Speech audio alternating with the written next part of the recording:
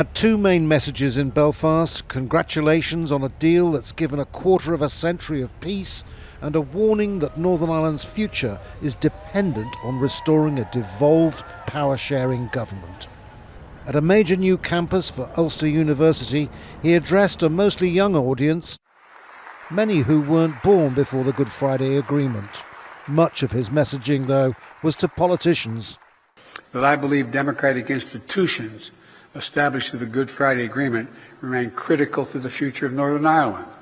A government that works to find ways through hard problems together is going to draw even greater opportunity in this region.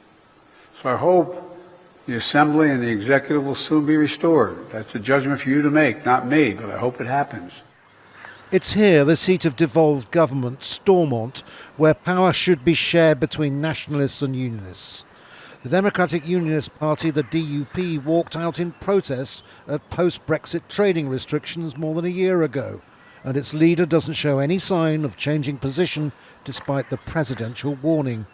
So it's quite something really when you think about it, the President of the US not only pointing a finger at Northern Ireland and saying, you need to work harder, especially elected representatives, but just sort of point out how vulnerable all Western democracies are and how that requires elected representatives to take up their responsibilities.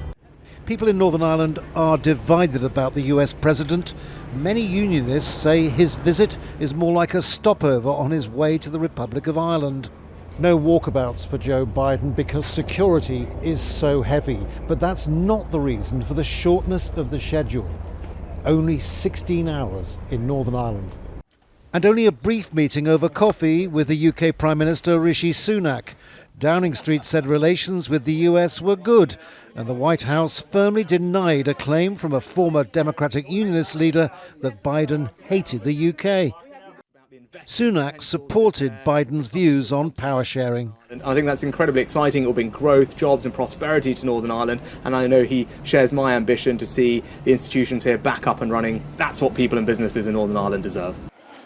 President Biden left for the Irish Republic, having made it clear that peace in Northern Ireland needs bolstering, and that can't happen with political instability. Andrew Simmons, Al Jazeera, Belfast.